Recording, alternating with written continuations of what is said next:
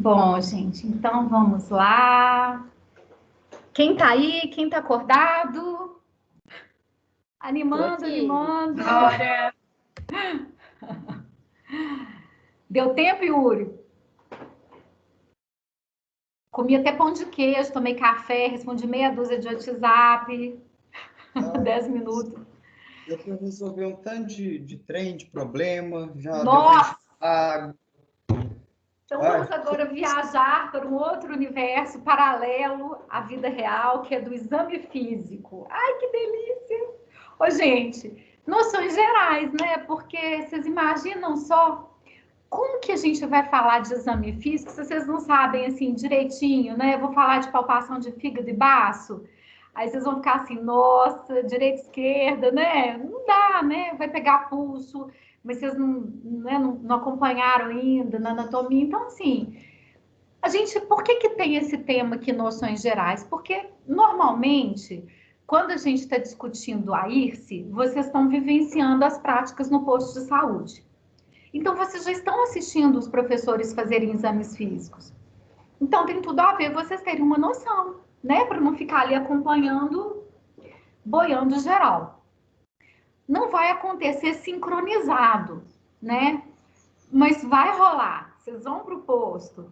Então, tem tudo a ver, nós todos, professores das IRSES, irmos falando da entrevista médica, do exame físico, porque vocês vão chegar nas práticas já com alguma coisa, né? Para vocês acompanharem melhor o que estiver acontecendo ali quando a dupla de vocês estiver dentro dos consultórios, porque, né, a PC é muito mais do que acompanhar a consulta. PC é conhecer o entorno, ficar na sala de vacina, na sala de espera, visitar a creche, acompanhar a ACS, a agente comunitário de saúde, fazer visita domiciliar, né? Então, assim, a vivência na prática da comunidade é muito mais do que estar dentro do consultório, mas faz parte também estar dentro do consultório com o professor. Então, vocês vão ver que eu vou chegar num ponto da aula e vou falar com vocês, gente, é até aqui. No mais, vou só ilustrando, né? Isso aqui eu gosto de sempre mostrar essa sequência para vocês irem se situando. Então, a gente terminou, né, com os vídeos, né, mostrando como que é receber bem uma pessoa, que é um bom começo, né? E vocês viram aí o impacto que tem para uma adequada abordagem, você conhecer as práticas das pessoas, dos pacientes. E aí a gente entra nessas noções do exame físico, eu pus aí umas imagens para animar vocês, que é exatamente o que a gente vai fazer no posto de saúde. Ô, gente, pediatria é gostoso demais da conta, é muito bom. Mesmo quando vocês não gostam muito de criança, o clima é outro, sabe? A gente vai usar os nossos sentidos para fazer o exame físico, né? Então, assim, da observação com a visão.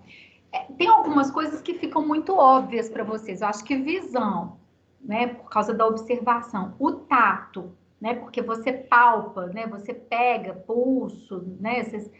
No exame físico você usa tato. E a audição, aqui, ó, o Thiago, o problema da pediatria são os pais. Thiago, mas sempre tem acompanhante, sempre tem família, então não sei se é só da pediatria, não. Aqui, eu passei slide sem querer. Então, da audição isso fica óbvio, mas fica óbvio para vocês o olfato? Eu não sei dar o exemplo de paladar, só quando algum paciente meu leva chocolate para mim. Tirando isso, eu não sei dar exemplo de paladar, não, mas olfato eu sei sim. Ô, gente, lembrar aqui uma situação, que muitas coisas a gente... Uma coisa que vocês vão ver na prática da comunidade, o professor de vocês cheirando um umbigo de menino, coto umbilical. Porque tem um odor fétido quando começa esse processo de infecção. Então a gente olha, a gente visualiza, né? Fica aquele que quando, né, nasce, a gente liga de um lado e corta, né? O cordão, a gente assim, o obstetra corta o cordão umbilical, fica aquele coto, né? Ali junto ao abdômen, ao umbigo da criança. Depois de uma semana, 10 dias, geralmente esse tempo ele seca, mumifica, né? Seca, cai e fica a cicatriz umbilical, né? Então, a gente examina naquela primeira semana de saúde integral, a criança às vezes ainda tá com coto umbilical. Então, faz parte do exame você perceber o odor, se está fétido ou não. Então, a gente, com muita frequência, vai ali cheirar. O ginecologista tem esse costume, faz parte do exame físico, o odor da secreção vaginal. E tem até uma mistura com KOH que a gente coloca e aí dá um odor característico, né? Se for uma bactéria específica. Eu tô lembrando de uma situação, estava num grupo de adolescentes, e uma paciente do grupo de adolescentes, desse grupo que eu faço, só com adolescentes que vivem com HIV/AIDS, adolescentes e jovens. Aí uma delas tinha ganhado neném há pouco tempo, foi um parto cesáreo. E ela levou o bebê para a gente ver, né? Nos primeiros dias, assim, né? Depois que a criança teve alta, a criança teve que tomar antirretroviral, aquela coisa toda do HIV. E aí ela foi visitar a gente lá na sala de espera. E aí ela falou que estava com dor, uma dor forte no lugar na cicatriz cirúrgica, né? Da cesárea. Aí eu falei assim, olha, fulana, se você quiser eu avalio para você. Eu levei ela para um consultório, ela deitou, na hora que ela levantou a roupa, eu visualizei a ferida operatória dela muito hiperemiada, quer dizer, a cicatriz estava muito vermelha ao redor, tinha uma secreção e o odor muito fétido, só dela levantar a roupa, assim, e eu, né, aquilo, assim, impregnou todo o ambiente. Então, era óbvia a infecção bacteriana, né? O odor fétido, assim, eu nem cheguei a tocar, eu já estava sentindo. Então, o olfato, ele ajuda muito no diagnóstico.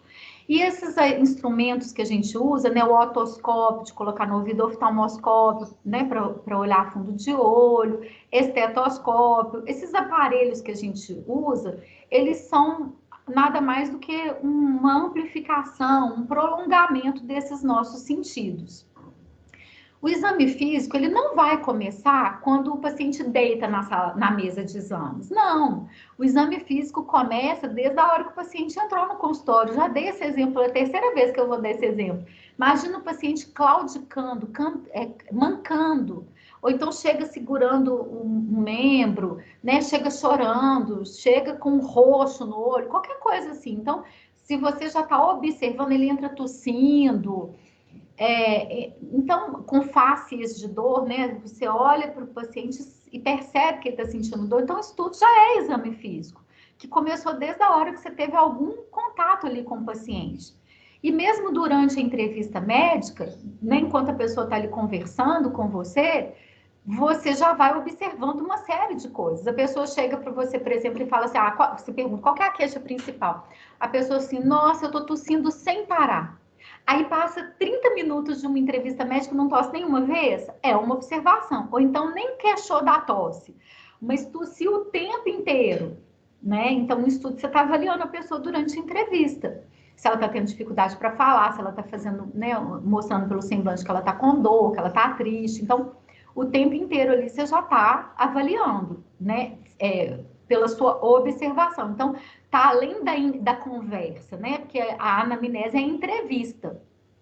Então, você está entrevistando, mas além de estar falando e ouvindo o que o paciente está falando, você está observando. E essa observação já é exame físico, né? Então, a pessoa entra, você está examinando, você já está, inclusive, aquelas etapas todas da consulta médica se misturando. A pessoa entra tossindo. Aí você já fica imaginando, o que será que essa pessoa tem? A pessoa senta, aí você pergunta, tá tendo febre? Aí você já vai pensando, ó, pode ser isso, pode ser aquilo, né? Então, se for isso, eu vou pedir tal exame, eu vou dar tal remédio. Então, as etapas vão se misturando.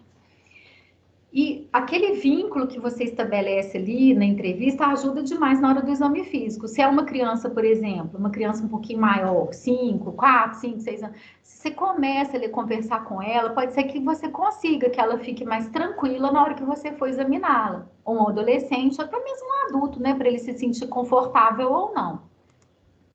Bom, caiu no Kahoot, né? São pilares, né? Fundamentos ali do exame físico. A inspeção, que é a observação, a palpação, que você usa o tato, a percussão, que você também usa o tato, né? Vocês vão aprender isso detalhadamente na semiologia, tá?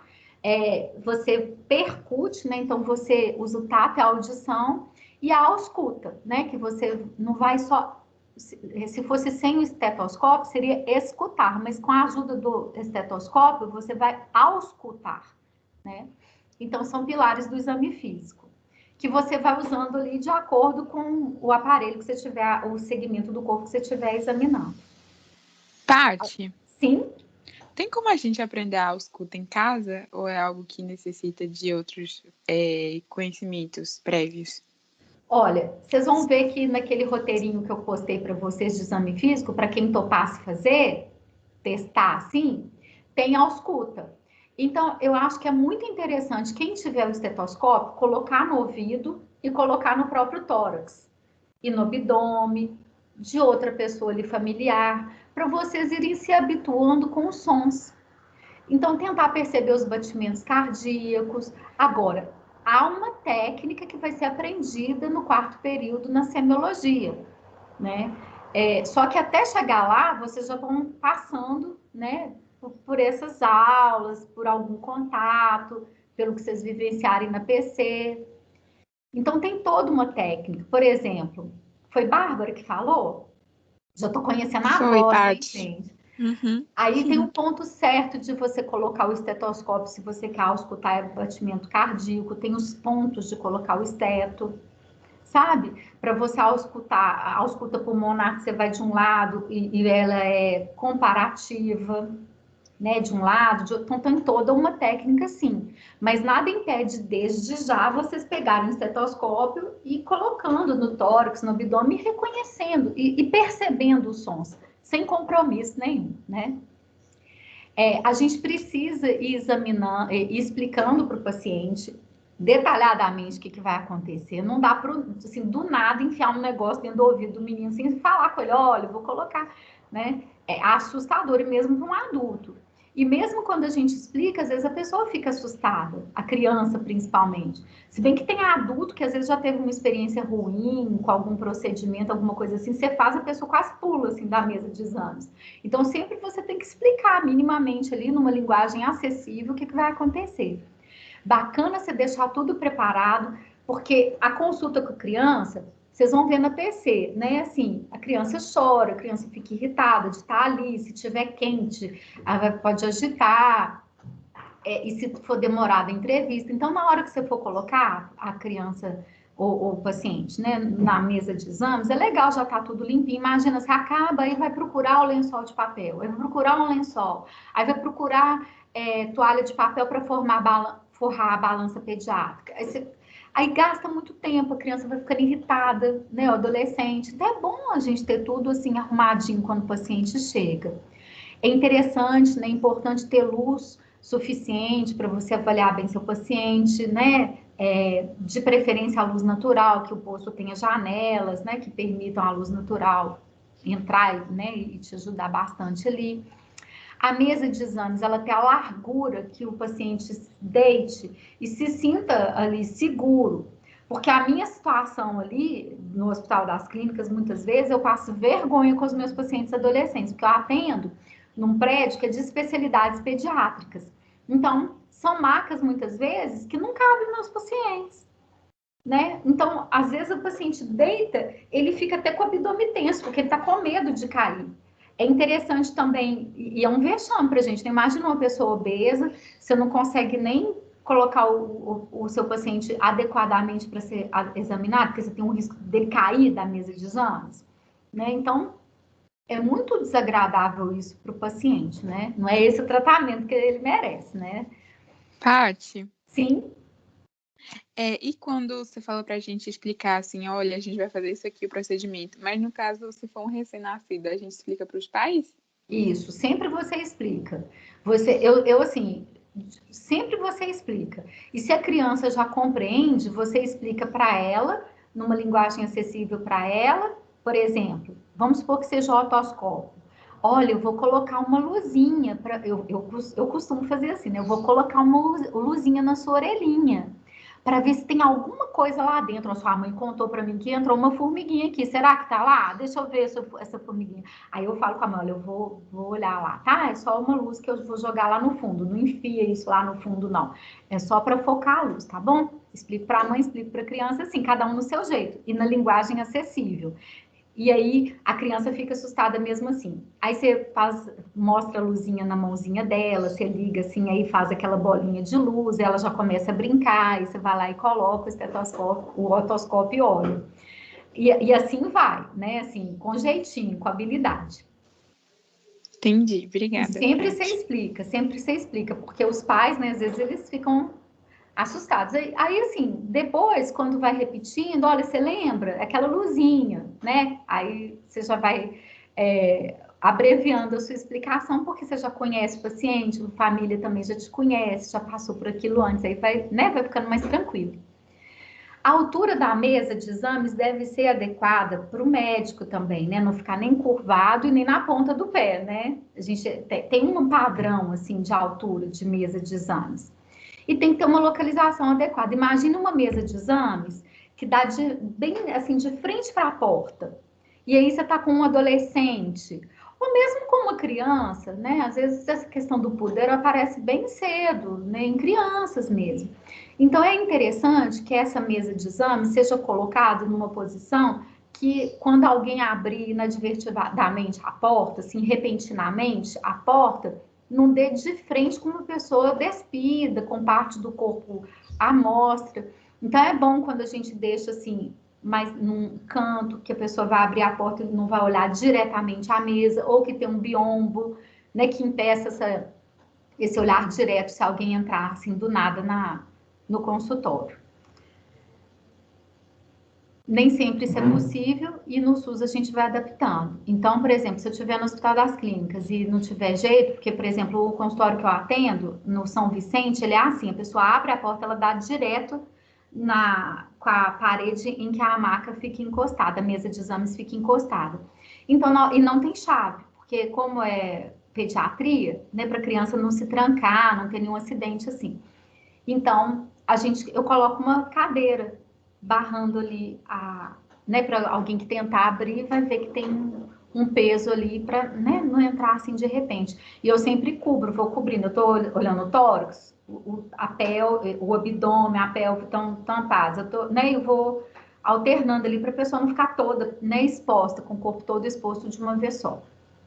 Vamos pensar aqui, quais são os objetivos do exame físico? Primeiro, assim, a pessoa entrou, você foi conversando, né? Então, você já vai pensando pelo que a pessoa está te falando, você já vai imaginando quais acometimentos aquela pessoa tem, quais doenças, o que está ali, né? Qual que é o diagnóstico. E aí, na hora que você vai examinar, você vai ali confirmar ou afastar o que você estava pensando. Então, por exemplo, a pessoa entra. Aí a mãe fala assim, eu trouxe meu filho porque ele tá chorando muito, ele fica chorando e põe a mão na orelhinha. Eu acho que o ouvidinho dele tá doendo. Aí você pergunta se tem febre, você pergunta desde que dia, se tomou alguma coisa, você faz aquelas perguntas todas. Mas quando você vai examinar o paciente, você já fica pensando, nossa, será que aquele ouvidinho, vamos supor que fosse o direito, né? Será que o ouvido direito é infeccionado? Você já vai pensando que é uma otite, né? Então, na hora que você examinar, você vai confirmar ou você olha os dois ouvidos, eles estão normais e você fala, olha, não é otite, o que será? Será que é um problema na articulação temporomandibular? Será que é uma amigdalite, uma dor de garganta que está, né, fazendo uma dor ali que ele queixa como se fosse no ouvido? Né? Então, você vai confirmar aquilo que você já estava pensando ou descartar aquelas hipóteses diagnósticas que você estava pensando quando a pessoa estava conversando com você, quando você estava entrevistando a pessoa. E também o exame físico, isso é que eu quero que vocês tenham em mente. O exame físico também pode te mostrar, te chamar a atenção para uma coisa que você não tinha nem pensado. E na hora que você vai fazer um exame completo, você se depara com uma alteração que você não esperava. Então, esse mesmo exemplo. A mãe fala que o ouvidinho da criança está doendo e tal, e você vai pensando que você vai achar uma otite. Aí você até acha. Você olha o ouvidinho direito, a membrana timpânica, ela tá abaulada, hiperemiada, que é vermelha, né? Ou tem uma secreção fétida no ouvido, alguma coisa assim, você fala, olha, tá com otite mesmo. Só que como você formou na PUC, né? Vocês tiveram esse 2 comigo e EFSC 3 comigo, se Deus quiser. Tiveram professores maravilhosos na TC2, na semiologia, o internato brilhante. Aí vocês vão pensar assim, nossa, eu tenho que examinar o paciente todo. Então, vocês não só vão olhar o ouvidinho, mas vão olhar tudo. Aí, na hora que vocês vão fazer a ausculta cardíaca, vocês percebem um sopro, um sopro cardíaco com características patológicas, nossa, começa a pensar numa cardiopatia. Ele tem otite, mas você achou alguma coisa inesperada ali no exame físico, né? Então, por isso que a gente pode também encontrar alterações que indiquem outros diagnósticos que a gente não suspeitou, né? Ou então a pessoa entra falando que tá com dor de garganta. Aí eu falo, deve ser, nessa idade, deve ser amigdalite virótica. Não, pode ser bacteriana. Aí eu vou pensando assim, né, numa coisa simples. Aí na hora que eu vou examinar o abdômen, eu palpo um fígado imenso, ou então um baço imenso. Imenso exagero, né? Aumentado. Aí eu penso, opa, dor de garganta com fígado e baço aumentado, mononucleose. Aí eu nem estava pensando em mononucleose infecciosa, mas depois que eu palpei o abdômen, eu pensei, né? Então, assim, o exame físico, ele pode trazer diagnósticos que você não pensou. Alguém quer falar? Levanta a mãozinha. Sou eu, Paty. Ei, Ana. Desculpa, tipo assim, fazer essa pergunta, eu acho que ela é até meio idiota, assim, mas é porque eu realmente não tenho muita noção. Quando a gente fala de atendimento na UBS, né, no posto de saúde, esse atendimento geralmente é tipo como fosse uma emergência, ou existe esse atendimento de rotina, essas consultas de rotina também? Ótima pergunta, Ana Luísa. Eu falei isso no primeiro dia, mas isso ficou diluído num tanto de outras coisas. Então, ótimo você perguntar isso, que me dá a oportunidade de falar isso nesse momento. A gente tem na UBS consultas agendadas, as consultas de rotina. As consultas, assim, que a gente tem espaço na agenda, por exemplo, você é generalista da agenda, do posto. Aí você tem um tanto de puericulturas para fazer, que são essas consultas de rotina. Você tem um tanto de atendimentos de hipertensos, de diabéticos, de pré-natal. Você tem uma agenda planejada. X atendimentos, esses planejados. E tem um tanto de consultas que ficam ali sem estar ocupadas, que são consultas de demanda espontânea. O que é essa demanda espontânea? Que a pessoa, o usuário, né, o paciente, sua família, eles vão ao posto de saúde quando passam mal. Então, tem um tanto das agendas dos diversos profissionais que ficam assim, com aqueles horários vagos para os atendimentos de pessoas que passaram mal, agudamente, que foram na véspera ou naquele dia. E aí chega no acolhimento, o acolhimento é feito pela enfermeira, e a mãe vai falar, acho que meu filho está com infecção de ouvido. Nossa, ele nem dormiu de madrugada, ele chorou a madrugada toda. Aí ela vai olhar lá na sua agenda de generalista, olha, tem uma vaga aqui com a doutora Ana Luísa, mas você já vai ter lá na sua agenda aquelas outras consultas de rotina e vai atender também esses casos agudos que chegam. Entendeu? Aí vamos supor que seja um caso agudo grave, alguma coisa assim que foge daquele alcance do que pode ser resolvido no OBS, vai precisar de exames, alguma coisa assim, ou o paciente está grave.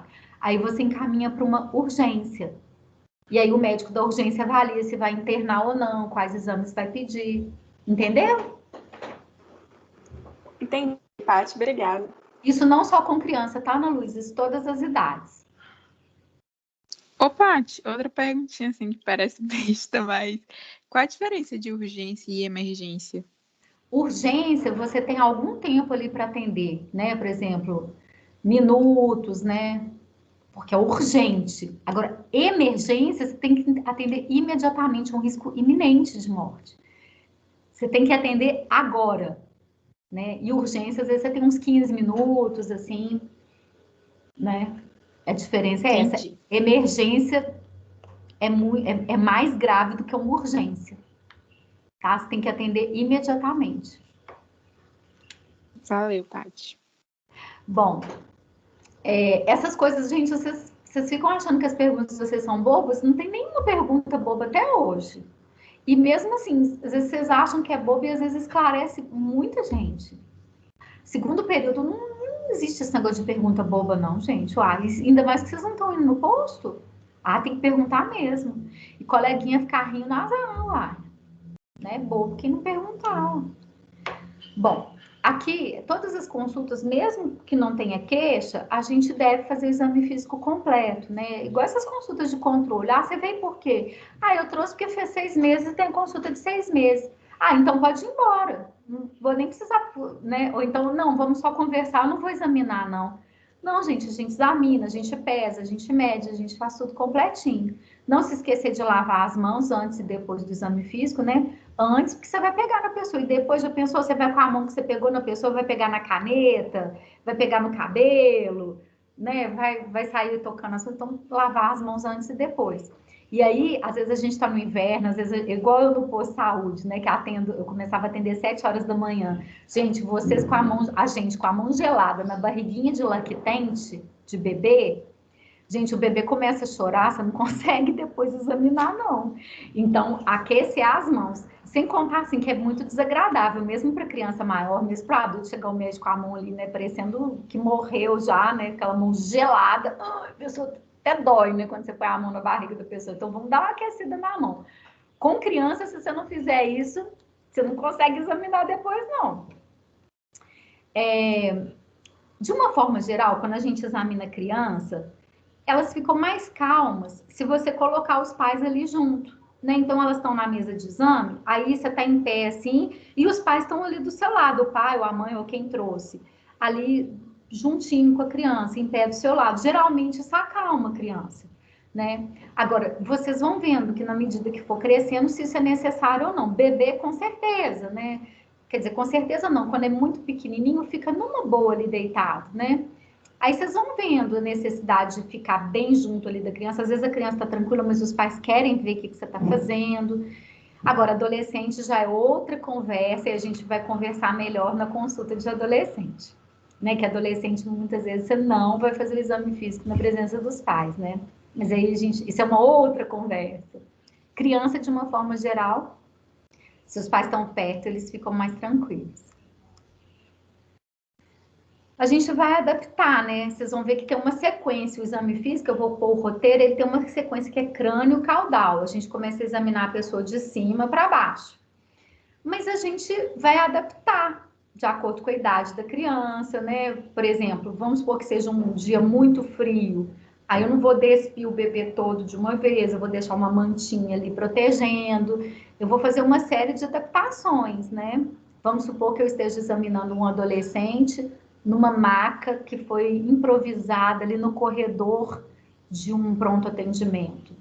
Poxa, eu não vou expor o corpo, né, do adolescente ali, não vou fazer tanner, né, que é olhar a genitália, não vou, algumas coisas eu não vou fazer, né, vou ter que improvisar ali como que é que vai ser. E criança, gente, às vezes é assim, você tá examinando, aí a criança levanta, aí você vai atrás, aí a criança entra debaixo da mesa, você agacha e tá lá debaixo da mesa, tentando escutar coração. É assim, eu lembro que eu vesti branco pouco tempo. Eu andava toda de branco, a gente sonha, né? Ai, vou andar de branco e tal. E durou poucos meses. Eu ficava, depois da primeira consulta, segunda, na terceira eu já tava marrom. E ainda tinha que durar o dia inteiro. Rapidinho eu adotei o jaleco e vou colorida, porque... Gente, você ajoelhar, sair quase, né, engatinhando atrás de menino para examinar é básico, né? A gente precisa respeitar o pudor, né? Respeitar isso, porque às vezes é uma criança e se vai, chega e tira a roupa assim de repente da criança, a criança não quer, então você tem que negociar ali, você tem que ir com jeitinho, porque a gente precisa respeitar, né? A privacidade, o pudor. Não vou examinar uma adolescente com a janela aberta, que a pessoa vai passar ali, vai ver a mama da adolescente, vai ver o corpo exposto, mesmo que não seja mama, genitália, né? A pessoa pode se sentir muito mal com aquilo. E assim, se a gente percebe que o paciente não tá bem, que ele tá instável, não dá para ficar ali medindo, pesando detalhadamente, vendo perímetro cefálico, que a pessoa tá lá com insuficiência respiratória, você tá vendo que ela vai quase parar de respirar. Aí você não vai ver, vamos ver se ele cresceu, vamos ver a medida da cabecinha, gente, não dá, né? A pessoa tá quase em insuficiência respiratória, você vai fazer um exame ali dirigido. Yuri, você quer falar?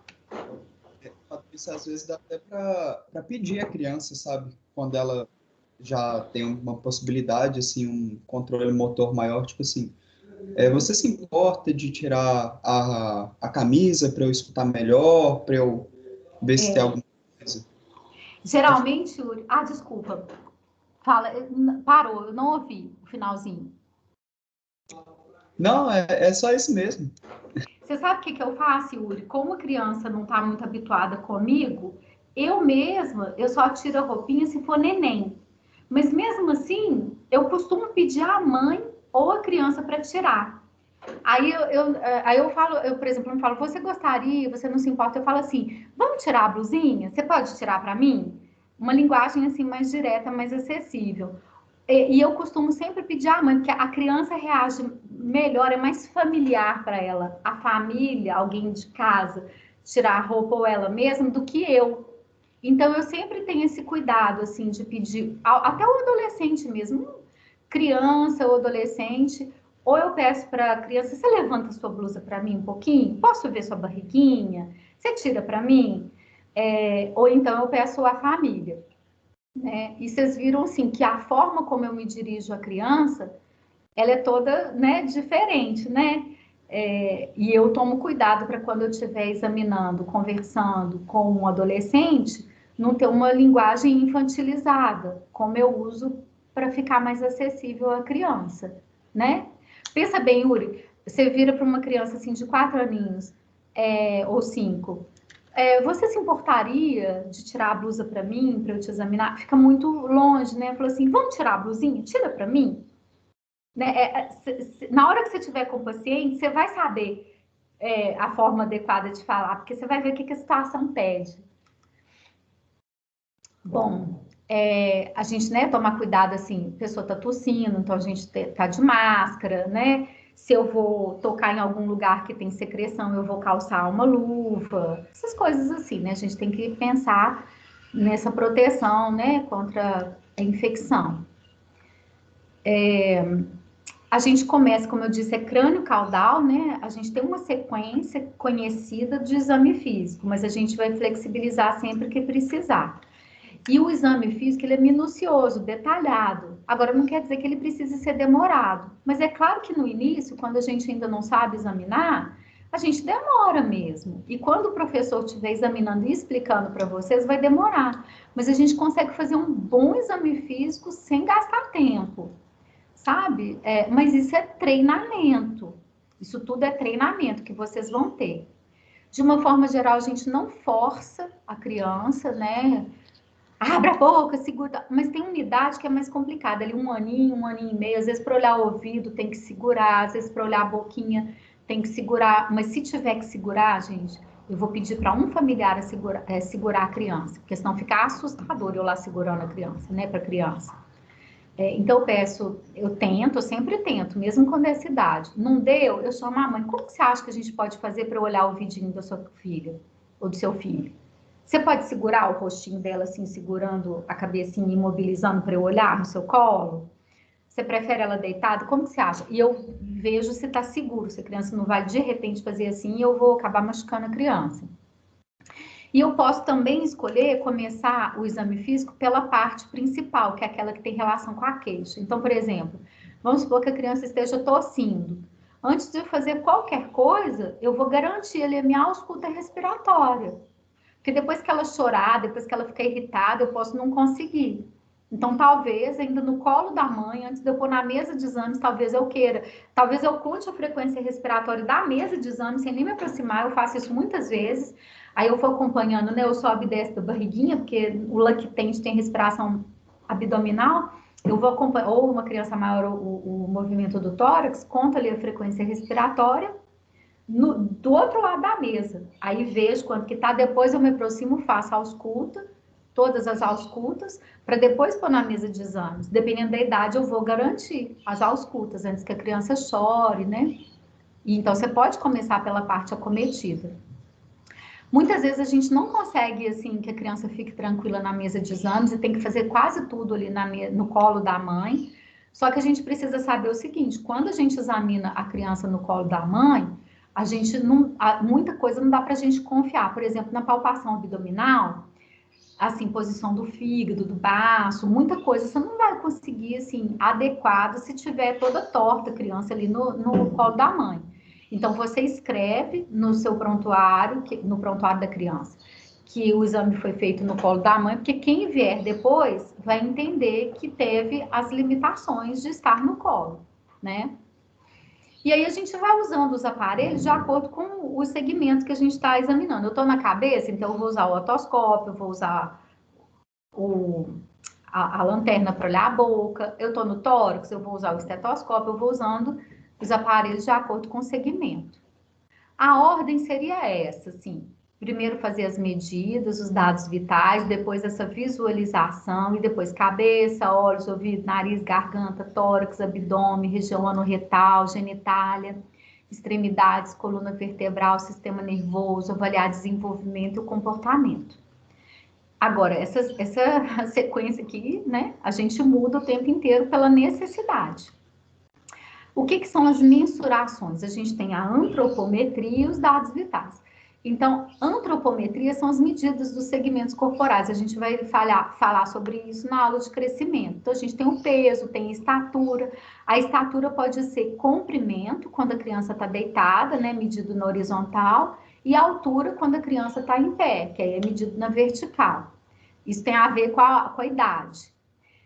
Perímetro cefálico, que é a circunferência, né, aqui da cabeça e do tórax e do abdômen. E o índice de massa corporal não é uma medida, é um cálculo, né, o peso dividido pela altura ao quadrado.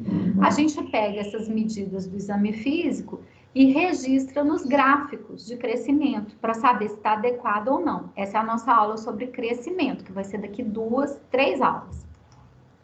Menores de 3 anos, ou até 16 quilos, a gente usa balança pediátrica. E até, né, e nessa idade até 1 metro, assim, ou até 1 metro, a gente usa a régua com uma criança deitada para medir o comprimento. Mais de 3 anos, ou mais de 16 quilos, ou se tiver mais de 1 metro, a gente vai usar aquela balança adulta, e a régua é antropométrica vertical, é um dispositivo que a gente coloca na parede, fica afixado ali na parede, e a gente mede a criança. Tem uns até de papel mesmo, como se fosse uma régua, né, pregada ali de papelão, e que a gente coloca a criança de costas e mede também.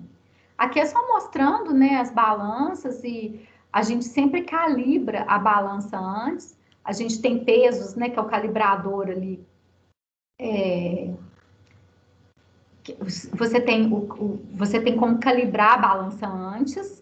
E aí, o que é uma balança calibrada, zerada ou tarada? Tarada mesmo, gente, o nome é tarar, o verbo é tarar, né, que é zerar ali.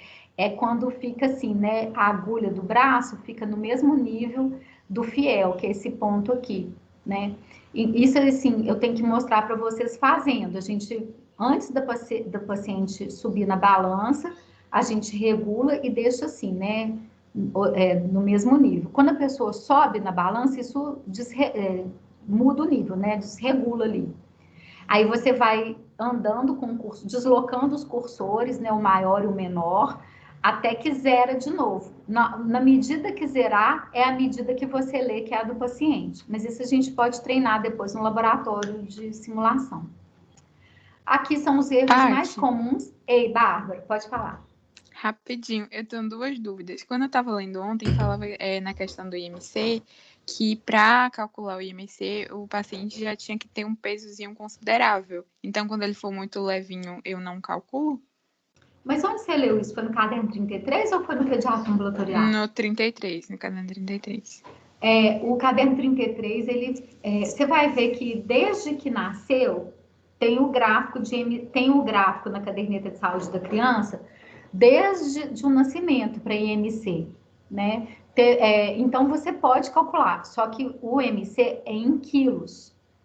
E você não vai ter quilos no início, vai ter gramas. Então, por exemplo, a criança nasceu com 3 quilos, com 3.000 gramas, né? Ou 3 quilos. Não, mas dá, é a altura, desculpem. Então, a altura é em metros e o peso em quilos. Então, no metro, a criança mede centímetros, não chegou a 1 metro. Então, é só você ter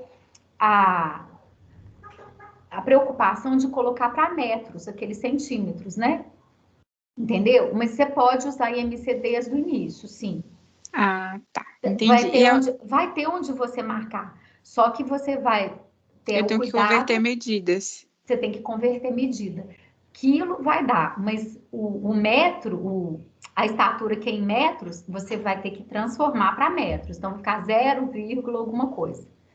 Paty, entendi. E a outra coisa do Scorizei, que falava que se fosse acima ou abaixo de 2, assim, poderia indicar algum dano neurológico. Eu não entendi muito bem, assim, como é que eu faço para fazer, sabe? É assim, você acabou de ter uma medida. Você foi lá e mediu a cabecinha. O peso, a estatura ou o comprimento, né? A estatura, o comprimento, a altura, calculou em IMC, aí você tem as medidas. Aí você vai nesses gráficos. Se a medida do perímetro cefálico tiver entre mais e menos 2 scores, que são as linhas vermelhas, está dentro do normal. Eu vou explicar isso detalhadamente na aula de crescimento. Então, aquela faixa entre um e outro é a faixa do normal, em que a maioria das crianças está. Se na hora que você mede, faz qualquer medida, e você vai pôr no gráfico para avaliar se está dentro do normal ou não, estiver fora, você vai começar a pensar por que está fora. No caso do perímetro cefálico, pode ser por alguma doença neurológica. Né? Se for o peso, você vai pensar outras coisas. Né? A gente vai detalhar isso na aula de crescimento. Pode ficar tranquila que a gente vai falar disso. Nada. Bom, aqui tem erros comuns, gente. Não tem jeito de pesar uma criança com fralda. A criança pesa poucos gramas ali, né? Poucos quilos. A fralda, 300 gramas, faz diferença. Meio quilo faz diferença demais. Então, assim, tem que tirar a fralda para pesar mesmo. Tem que tirar sapato para ver o comprimento certo, né? Então, aqui eu vou deixar para vocês lerem os erros mais comuns, para vocês não cometerem esses erros na prática. E as outras mensurações que a gente tem é dos dados vitais. Então, a gente mede, a gente usa medidas, né? Mensurações na antropometria, que são as medidas dos segmentos corporais, e outras mensurações que a gente faz é dos dados vitais, a temperatura, frequência cardíaca, de pulso, respiratória, pressão arterial. Assim, agora, nesse momento que vocês estão, claro que vocês não precisam saber de cor as faixas de normalidade. O que é uma frequência respiratória normal, o que é uma frequência cardíaca normal, pressão arterial, não precisa. Mas assim, quando a gente examina uma pessoa, que a gente vai lá e conta quantos batimentos por minuto o coração, quantos pulsos por minuto o pulso, a respiração e assim por diante, o que a gente quer saber é se está dentro do normal ou não, né? E aí tem as faixas de normalidade, que é a frequência respiratória, olha como que varia. O adolescente, 14 é normal. No recém-nascido, 50 é normal. 40. Imagina um adolescente respirando 40 incursões respiratórias por minuto. É totalmente fora. Então, assim, cada faixa etária tem a sua frequência respiratória esperada. Não é igual a adulto, né? Que é uma faixa só para adulto. Então, quanto menor a criança, maior é a frequência respiratória, de pulso e cardíaca. Então, vocês estão vendo como que varia com a idade, né? Aqui, o que seria uma frequência? Aqui é o como varia, né? Geralmente, a frequência respiratória de um recém-nascido é de 30 a 50. 30 a 50 o quê? Respirações, incursões respiratórias num minuto. Do lactente, de 20 a 35. Respirações, incursões respiratórias por minuto. Uma criança com 6 anos em torno de 20 e na puberdade de 14 a 16. Aí eu vou chamar de taquipneia, que é a frequência respiratória aumentada, se um bebê com menos de 2 meses estiver com 60 ou mais e assim por diante. Isso vocês não precisam saber agora. Eu só estou mostrando quais são os parâmetros que a gente usa, tá bom? Não vou pedir isso em prova, ninguém espera que vocês saibam isso de cor, não. E aqui é a frequência de pulso ou frequência cardíaca, que geralmente coincidem. Se não tem nenhuma doença, a frequência cardíaca que você conta, ela coincide com a frequência de pulso que você palpa. Olha só como que muda. Um recém-nascido, ele pode ter até 190 batimentos por minuto. Imagina um adulto, o limite de adulto é 100. 100 batimentos por minuto é o limite. é de 60 a 100 do adulto. Olha como é que em criança varia. E quanto menor a criança, mais alta a frequência cardíaca. E acho que no mundo animal assim também. Eu sei que o beija-flor tem uma frequência cardíaca absurda. Também é pequenininho, né? Bom, então são limites de normalidade. A pressão arterial, gente, a gente até tem umas faixas de normalidade, assim, sabe? Mas de uma forma, assim, o mais correto para a gente saber se a pressão arterial de uma criança está normal ou não, o correto é a gente olhar pela altura e idade e sexo. Então, eu meço a pressão arterial, considero se é menino ou se é menina, vejo a altura, vejo em que média que a altura tá e consulto tabelas como essas daqui. Aí essas tabelas, é claro que não é para vocês saberem disso agora, eu só estou mostrando para vocês onde que a gente acha se a pressão da criança está normal ou não. Aqui está só dos meninos, e eu só pus até 7 anos, a imagem está cortada. Mas tem, né, de mais idades. Então, eu vou vendo pela média de altura, qual que seria a pressão arterial máxima, média, esperada, né? É só para vocês terem uma ideia como que faz. E aqui, só para dar um gostinho, é a nossa aula de exame físico ao vivo. Aula de exame físico, depois dessa parte da falação que eu falei aqui, a gente monta, essa é a nossa sala, essa é a sala que as IRCES, que nós professores de IRCE damos aula, essa é a sala de integração. Vocês não ficam sentados com carteiras assim, são mesas, e ao redor das mesas, cadeiras, que tem aquelas rodinhas, então vocês se deslocam. Aí eu tô justamente de onde eu tirei essa foto. Vocês vão ver que tem um quadro também lá no fundo, né? Poderia ter um professor, eu posso dar aula na frente ou no fundo, né? O fundo vira frente. E a gente, né, tem o data show, essas coisas, e a gente monta. Em cada mesa dessa central, e nas outras, a gente vai pôr nos manequins, as balanças pediátricas, com a fita métrica, e aí vocês fazem essas medidas da antropometria e dos dados vitais. Eu coloquei o roteiro para vocês, e aí a minha ideia é o seguinte, eu pedi para os monitores gravarem vídeos mostrando o passo a passo. No módulo da aula de hoje, eu coloquei o passo a passo, como que faz tudo que a gente faz na simulação. Normalmente, eu posto mesmo antes o passo a passo, na hora da simulação vocês abrem o celular ou o computador, ou tem gente que gosta de imprimir, vai seguindo o passo a passo e vai fazendo, no manequim e uns com os outros. Né? Porque não vai ter jeito de pegar pulso no manequim, nesse manequim que a gente usa. Tem outros manequins que tem, mas aí são manequins de alta fidelidade e que não saem do laboratório de simulação. Então, vocês fazem entre vocês e fazem medidas no manequim baby, que é um bebezinho, né?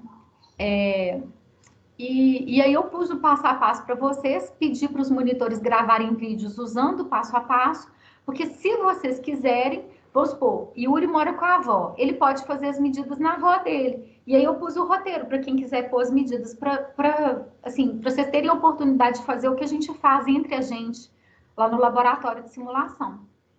Tá certo?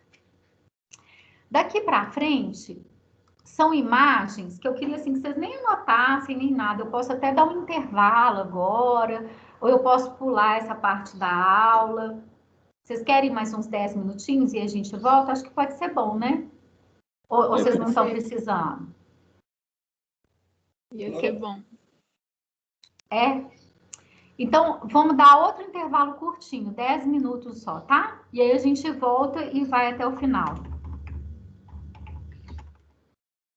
Aí vocês podem até, assim, largar caneta, essas coisas, né? Pra vocês darem uma relaxada daqui pra frente. Não é pra anotar nada, não. É só pra ter uma visualização, mostrar um pouco da prática pra vocês, já que a gente não tá tendo PC, tá? São imagens, eu vou fazendo uns comentários, só pra ampliar os horizontes de vocês entenderem, assim, como que o exame físico, ele é detalhado. Como que, olhando para um paciente, a gente observa 1000 coisas. O que tem a ver com o período agora de habilidades que vocês desenvolveriam seriam as mensurações e os dados vitais. E tirando pressão arterial, porque pressão arterial é com o Eduardo Hermeto no 3º período. Então, assim, como se fosse assim, próprio da nossa disciplina, seriam as medidas e os dados vitais, frequência respiratória, de pulso temperatura axilar, né? Que eu pus no passo a passo para vocês, tá bom? Então, vou interromper aqui a gravação e a gente volta em